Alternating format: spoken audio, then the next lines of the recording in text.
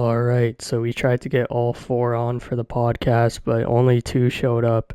So it's me and Bryce today, and today we're going to be ranking the top 50 centers in the NHL. Make sure you guys like and subscribe. We're almost at 300, and this is back on the main channel, so we're going to be here for a while, so subscribe. Okay, so starting off with some honorable mentions.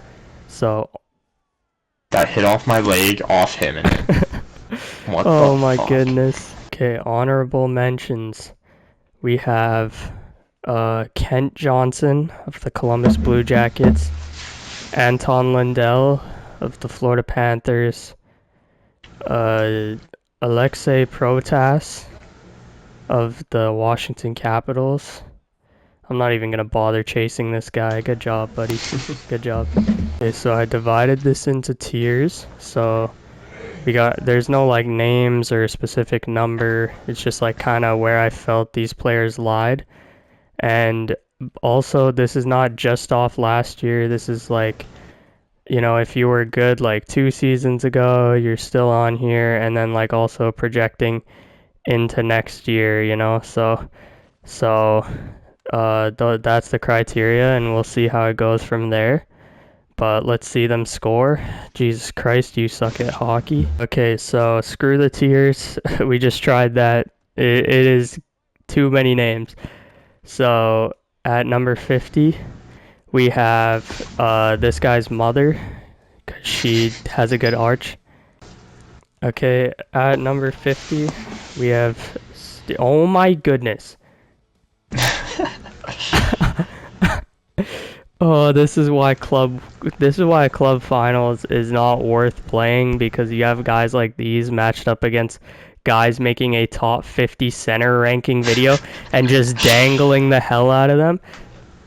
Oh my goodness, sit down, just like your sister when she was 12. Team of 2 oh going my against goodness. a team of 3. Okay, 50, Steven Stamkos. I'm trying to play and read, so you guys are so good that you can beat us while we're reading paper. 50, Steven Stamkos. 49, Thomas Hertl. 48, Vincent Trocheck. 47, Joel Eriksson. 46, Nick Schmaltz. What are we thinking there for the first 5? I'm just shocked you have Eriksson this low. Yeah, that's what I'm saying, dude. I was thinking of putting him higher. The only thing is, he's offensively, he's not as good as the players above him, I'd say. He definitely could be higher. But if they re-sign Marco Rossi, he's going to be a second-line center. Maybe second-line power play because they have Zuccarello. So, I mean, what the hell? I just feel 0-0? Like 40 at least. Nah, he definitely should have, but I feel like it's easier once you hear the names above. Yeah. Anyone else in this tier that's like... because like Trocheck had 77 points. He also does play with Panarin, so... I mean, there's that. Nick Schmaltz is pretty good. It. Stamkos. Stamkos was the hardest one to place because, like, he used to be good, and then the shit he's Stamkos. That's what I feel like. That was like you kind of had a theme for the first couple there. The all old guys who weren't the best. Who are like good because they play with good players. I mean, Hertl was pretty good, but you know. Siri, I'm not talking to you. Okay, let's just go to the next tier quick, and then we'll kind of get to see a bit more. So we have Ryan O'Reilly at 44. At 45. Pierre-Luc Dubois at 44. Brock Nelson at 43. Cirelli at 42. And Granlund at 41. So, reading... I'd honestly put Eriksson in that tier instead of, like, ahead of Dubois. Ahead of Dubois? Slide everyone else down, I think. Yeah, I mean, Dubois... Wait, who's the name after Dubois? Ryan O'Reilly. Oh, wait, never mind. Put him ahead of O'Reilly, and then slide the rest down. I mean, like, yeah, he's only 3 spots. Put him third in that tier, I'd say, and then move the rest down. Yeah, I definitely could have done that, but I mean, is O'Reilly still that good? The thing is, he he's not bad, and like he plays on Nashville, and his defense is just so good that like it doesn't really matter. Like even if he's the worst offensive center, he'll still have a role on like a third or fourth line because of how good his I feel like defense Eriksson is. Ek has better defense though. I mean, yeah, Riley might have a bit better like offense, but I might be praising Eriksson Ek's defense a bit too much. But like, Yeah, I mean, I can see. So then, do you have a problem with Sorelli being this low? Because nah, I obviously, like Sorelli. I like Sorelli. Sorelli and Granlund make sense. Like okay, being so ahead of the ones you said. he should be in like the tier with like Sorelli and them. Yeah. Oh I wouldn't my like put him goodness. ahead. So, I mean, next tier we have Sean Monahan at 40. We have Bo Horvat at 39. Quinton Byfield at 38, Marco Rossi at 37, and Adam Fantilli at 36. So Adam Fantilli, he had a really good second half, and I mean, like, I don't know, I just think like He's becoming a star. he should take a 100%. step. Rossi, is he over Eriksson Ek? Because he did have more points, but he also did, play with Kaprizov a bit. And in the playoffs, he got knocked down. I'm just projecting, like, if he stays on the Wild or does whatever, he's going to be on the first line.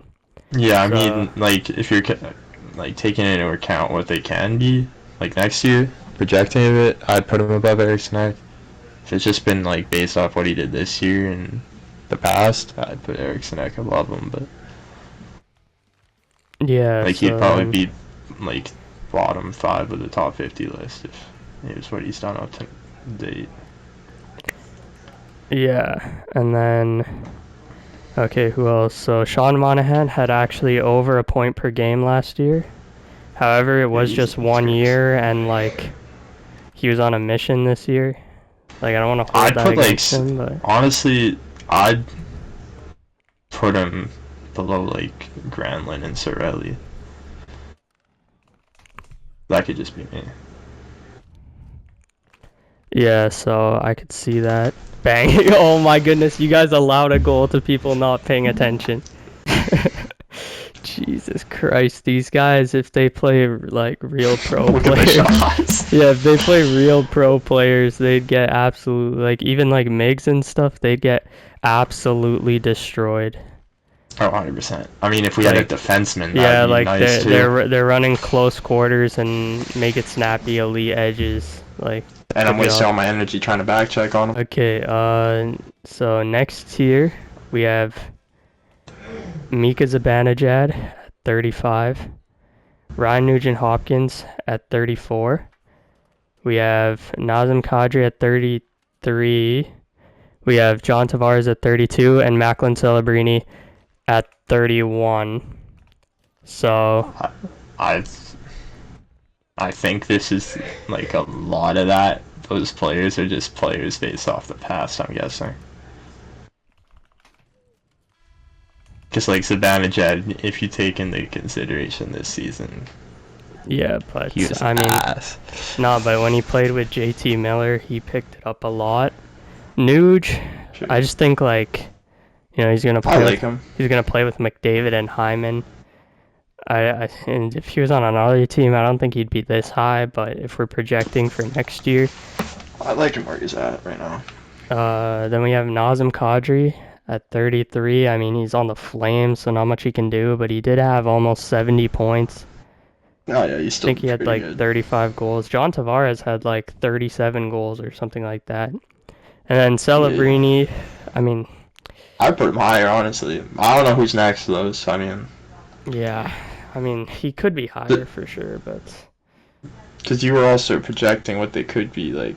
Yeah, but Bedard like had such a good rookie season, and he like, he barely got better. So I feel like Bedard's was because he had no one with him. Celebrini has like Yeah, but actual Bedard still competent has players. nobody with him, and he hasn't showed up on this list yet. Yeah, that's what I'm saying. So like, I feel like Celebrini is just gonna like improve more than Bedard did in his second year because he has actual players next to him Well, I to mean, help if him. Celebrini's a top 30 center, then he's a #1 center in the league, so that's nice for him. And then, okay, wait, off ahead of him, so we can see. Yeah. Okay, so at 30, we have Gino, 29, Jared McCann, 28, Wyatt Johnston, 27, Matt Duchene, 26, Sam Bennett. So, first things first, that I know people will talk about, a lot of people will have Sam Bennett higher because of the playoff run. And I think Sam Bennett could definitely be higher, but I don't know, like his regular season performance isn't the greatest compared to these guys. So yeah, that's why he's 26. And Matt Duchene was a point per game as well. So, oh my goodness, what a save. I wasn't even looking, bro. Oh, and close quarters. Good job. Woohoo. You're so great at the game. Yeah, because Malkin didn't have as good of a season as Celebrini. However, he's on Pittsburgh. And he also was injured for a little bit, so I don't blame them. Jesus I Christ, have our a AI feeling. is ass. Oh my goodness. Yeah, what was that? I have a feeling Celebrini's probably better than those five. Yeah, you think Well, he's I better mean, than we haven't Jared seen him in the McCann? playoffs yet, so Yeah, but that doesn't, like, he's gonna be good in the playoffs regardless. Like, he's a 100%. good player. Oh, what the fuck? Yeah, Like, but like Matthews is okay, maybe not Matthews. Marner's a good player, and he's not good in the playoffs, so yeah, but he's gonna be good on Vegas. maybe. Also, like, you take Mitch Marner over, like, Sam Bennett in the playoffs. Like you, if the Florida Panthers had Mitch Marner, they'd still win the cup. Like, Sam Bennett's value is added because he's on Florida, whereas like Mitch Marner would be like a star on any team. Well, I feel like he was the problem in Toronto. You Yeah, spent so but much money on him. Like him and Matthews are the problem there. yeah, but when they don't have Mitch Marner, their regular seed they won't get the 1 seed in the division. Like, they might be Well, a wild card team. isn't this year the first year they've had it in a while?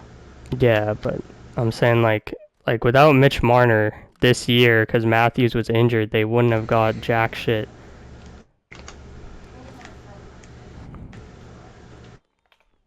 Not true. Oh, what? Holy hell. There's no way that didn't go in, bro. Oh, Wyatt Johnston and Matt Duchene.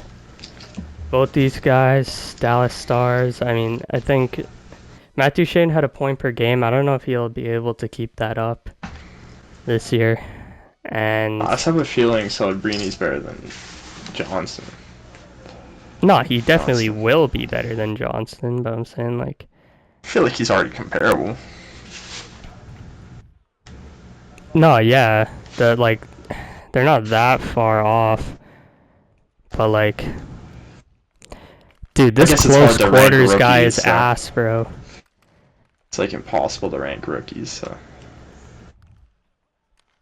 Like Celebrini gonna be a top 5 player in the How the NHL. fuck did that steal that?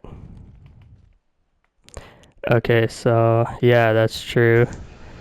I don't know. I think Jared McCann is one of the more underrated ones. Because, Oh like, yeah, 100%. if he would. Also, people are going to address the fact that. Oh my goodness. People are going to address the fact that Jared McCann plays wing. If he was on another team, he'd probably play center. So. And, like, he's a natural center, so I just put him there. Rest of the game, I gave this guy a 0% save percentage. No, but it's an AI, so it doesn't even matter. Oh yeah. If it's a real player and this ever happens, just never shoot again. Yeah, Fuck I off mean. that guy's stats.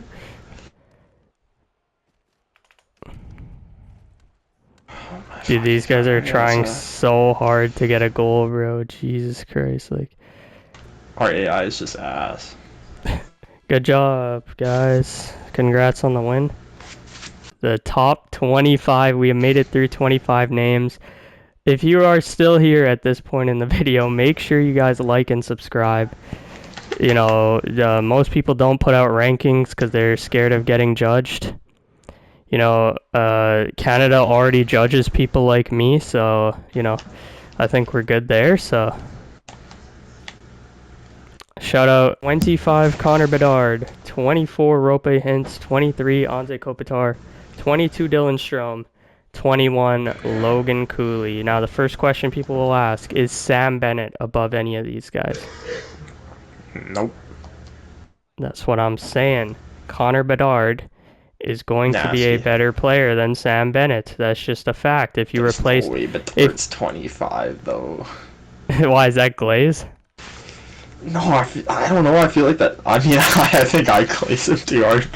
No, like 25 is like you're a good like you're in the top of the top player. Oh my god. I know, but like I bought a book of him the other day. It's called The Future. Yeah, so like he is the future. So like on the season, he's probably like based on the season he had, he's probably around the Zibanejad range. But like Zibanejad range. I'm predicting him to jump up like solid 10 spots. So I think like 25 is fair. Rope Hintz. You think a 70-point season in his second year? No, but like, yeah, you're comparing it to like, I don't care if somebody's in their 10th season or their first season, like you're comparing it to that. You're not comparing it to potential. But like 70 points isn't like... Yeah, but the rest of the guys above him are two-way point per game players, so like... True. I mean, Rope Hintz is the only one who's like technically never hit a point per game. At the same time, he's going to be playing with Rantanen for a full year.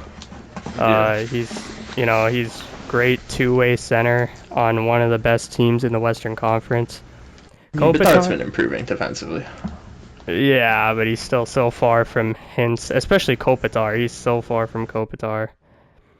How do you feel about Logan Cooley being ahead of Bedard? Because Logan Cooley had, I think, 2 less points. He also played like 7 or 8 less games. And he's going to be playing with Keller and Gunther, Peterka. He's going to be playing, like... Gonna get a bigger role this year. Bedard might be better in the future, like. Yeah, but really, Logan Cooley. A couple years down the line, but next year and like this year and all that, I mean, Cooley's a bit better, probably.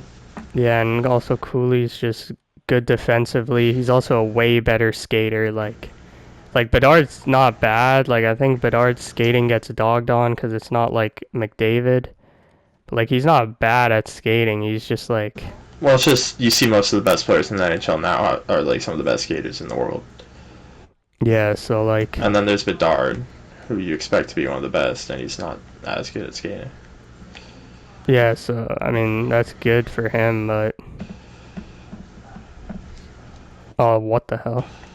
Oh, wait, it's a delayed penalty, that's why. Top 20 time, okay? Number 20, Nico Hischier. Number 19... Let's just get this one out of the way. Elias Pettersson. Number 18, Robert Thomas. Number 17, Number 17, Mark Scheifele. Number 16, Dylan Larkin. Okay. So. I forgot. The big one. Elias Pettersson. The big one. Elias Pettersson. What are we thinking? You're telling me Elias Pettersson is better than Cooley Bedard? Yes, bro. Elias Pettersson. If he didn't have one dog shit year. It's been 2. No, bro. 2 years ago? It's been 1.5. 2 years ago, he had 80-something points. And then also, like, JT Miller literally ruined this man's confidence. They're bringing everyone back. They're getting a new coach. I mean, there's no way he's as bad as last year. And then, obviously, Pettersson's, like, one of the, like, leading Selke candidate, like, players every year. So, like... I don't know, I think that's probably more valuable than...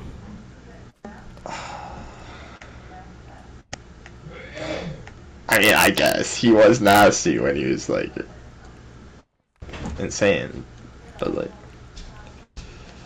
Yeah, so like it's kind of like he forgot how to play hockey the past year and a half, though.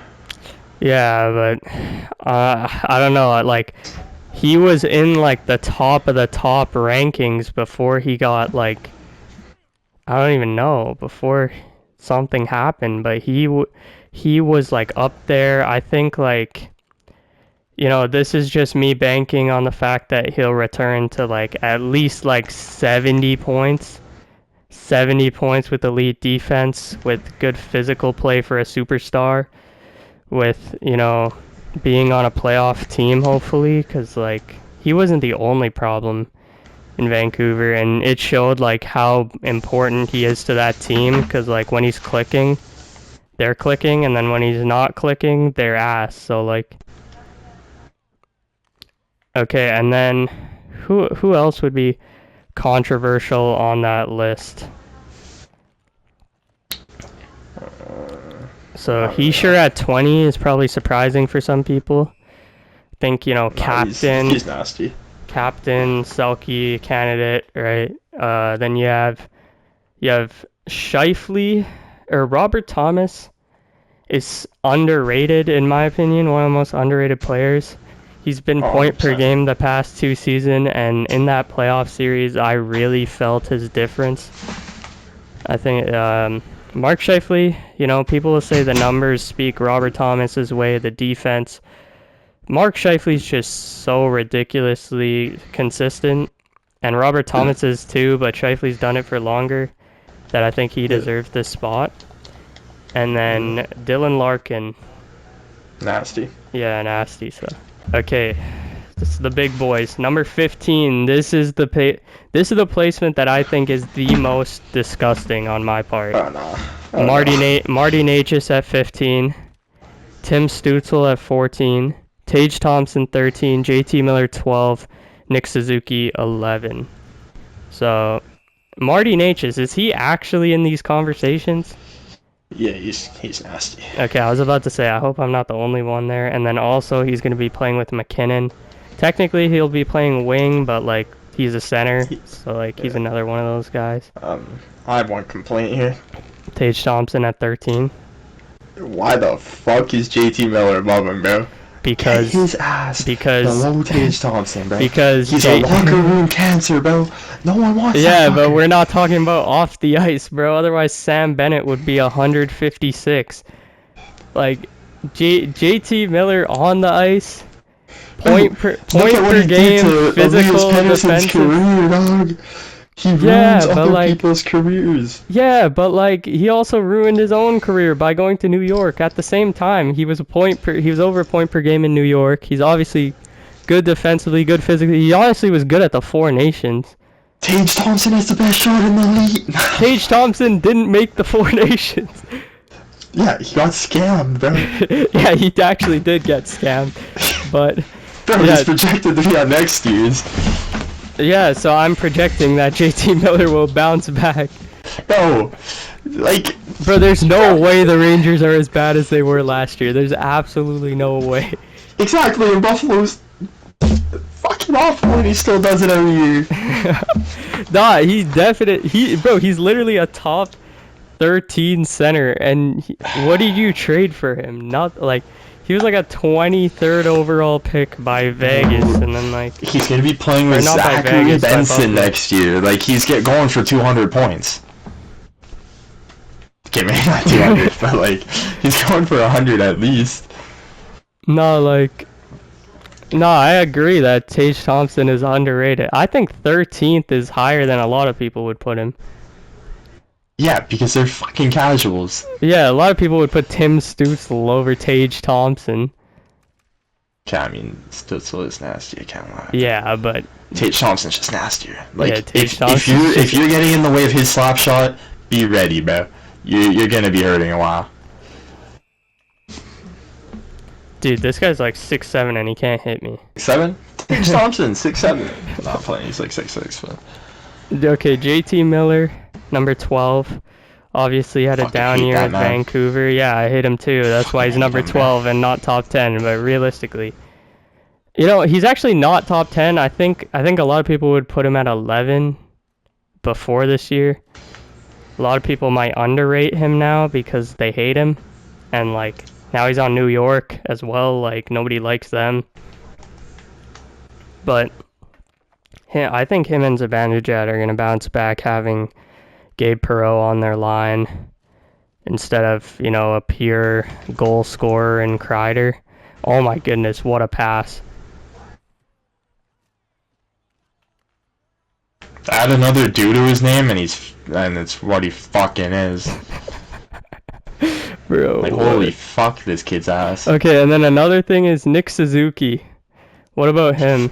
I fucking love that guy. Is he already a top 11 center in the league? Like, is that low key? Bro, what he did in the second half?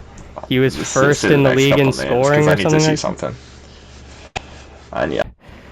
Top 10 time, guys. I think these 10 centers, I don't think there's even an argument to put anyone I just named ahead of these 10 guys. But maybe I'm wrong. But okay, so our teammate's quitting because he's ass, so that's nice to know. So number 10, Sebastian Aho. Number 9, Braden Point. Number 8, Jack Hughes. Number 7, Jack Eichel. Number 6, Sidney Crosby. So what were you arguing about? I feel like there's an argument here, bro, about fucking Suzuki being in that top 10, bro. Over Aho? I think it's close. No, it's definitely close. They're one spot apart.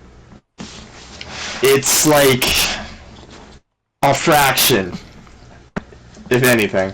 I think that if Rod Brindamore wasn't mentally ill and played his top players more than his fourth line, I think that, and didn't play this weird system that they always talk about, I think Sebastian Aho would have a lot more points than he does. I think Svechnikov would also, and Jarvis and Stankoven and all of these guys, I think they would be a lot better than they present themselves as. And yeah, I mean, Sebastian Aho is forced to kind of play like Nick Suzuki. They basically play the exact same. I feel like a lot of people will say Braden Point is a Kucherov merchant. I don't think that's true. I think he's nasty. Oh, 100%. Yeah, so these guys are going for a goal, so that's really cringe. Oh my goodness, you suck. Oh my goodness, you suck. So Bryce has another hot take for us. So like, I don't know if it's that hot, but like, I'd take Eichel over Crosby. I think. And I hate the man. Like, bro. He's coming from a Sabres fan, dude. I fucking hate the guy. But okay, so crazy. Do you have anything Jack Hughes at 8? I think that's, you know. He's always hurt. I mean, you can't really put him anywhere. Yeah. Eichel, I mean, Eichel's talented. Crosby's had 90 points the past 3 years on Pittsburgh. So, you know, if he was on a good team, I think he'd still be one of the best players 100%. in the league. So now we go to the top 5. I think, you know, the middle of the list is definitely the most controversial part if we're like comparing, because the top, you kind of know who these top players are. The bottom, I mean, like, it doesn't really matter. And then you just have the middle, which is like the debates. But at number 5, I think this is the biggest debate on the list. At number 5, I have Austin Matthews. At number 4, I have Alexander Barkov. I think Matthews is better than Barkov in almost every single way, except 2 ways. Defense and winning hockey games. And I think those are probably the 2 most important things in hockey. So Matthews is nasty defensively, though. Yeah, he definitely is. That's why it's like not as far as it like seems, but like no, Barkov is the best defensive player, like defensive like forward.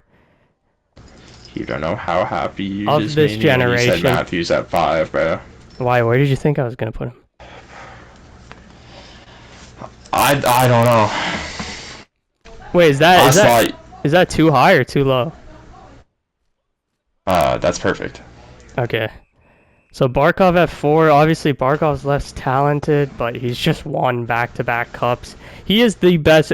If anyone has any debates on that, you are an idiot. He is the best player on Florida, and honestly, I don't even think it's close. Like, I think Reinhardt's a very good player, but he gets elevated because he plays with Barkov. And I think if you take Barkov off that team, they may get one champion and replace him with like any of the guys below. They may get one championship. I don't think they get two. Like I don't even know if they get one. I think Barkov's the most impactful player on that team. People say Bennett and Marchand and whatever. That's just because Gary Bettman sucks their dick. Like other than that, they're not very good, but Barkov's really good. So. And then at number 3, this is another debate, Leon Draisaitl. I don't think it's a debate. No, but number 2, Nathan McKinnon. Number 1, Connor McDavid. Those top 3, I don't think it's really. I mean, I feel like people might put Draisaitl over McKinnon. I'd be closer to putting McKinnon over McDavid than Draisaitl. That's what I'm saying. I think Nathan. I think Draisaitl's actually a lot closer than a lot of people think. I think if McDavid leaves, people will realize that like Draisaitl will carry them to the playoffs. And I think they'd be. I think the Oilers would be better off trading McDavid this year. And that is where we are going to end the video. Thank you guys for watching. Hope you enjoyed this video. And I'll see you guys in the next one.